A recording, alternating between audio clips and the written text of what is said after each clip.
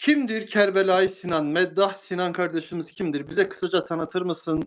Ne işle meşgulsünüz? Kaç yaşındasınız? Evli misiniz? Bekar mısınız? Mesleğiniz nedir? Gibi böyle bir kısaca Kerbela-i Sinan'ı tanıyalım, olur mu? 35 yaşım var. Maşallah. Ailəliyəm. 3 övladım var. Ay maşallah.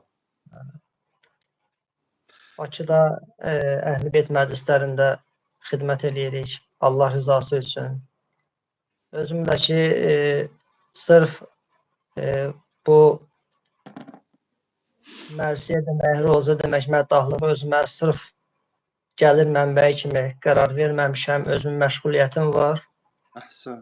Gərək böyüklərdən belə dərs almışıq ki, məddahın gərək, Əhl-i Beyt məddahının gərək əlavə iş yeri, gəlir yeri ola ki, bu məclislərə gərək sırf və gəlir mənbəyi kimi baxmaya. Əhsən. Bunu öyrənmişik böyüklərimizdən ki, əgər bu cür olsa inşallah ki, ixlasımız da yaxşı olar və ömrümüz də bərəkətli olar.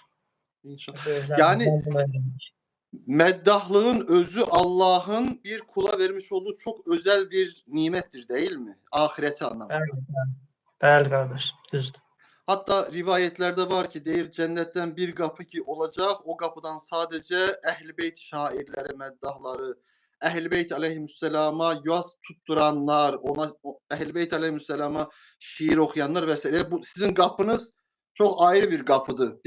Biz ona layık olamadık. Yani sunucuların ayrı bir kapısı yoktu. Aparıcıların ayrı bir kapısı yoktu ama meddahların Allah Azze ve Celle katında Ehl-i Beyt aleyhisselam katında o kadar değerli bir yeri var. Ayrı bir kapısı var. Ne mutlu size. Gözünüz aydın olsun inşallah. Evet. Allah biz elə siz dediyinizlərdən qərar versin inşallah bizlər də. Təki bu yolda Allah bizi sabit qədəm eləsin, yolumuzu azmayaq. Məddallıq həqiqətən də asan yol deyil, çox ağır bir yoldur.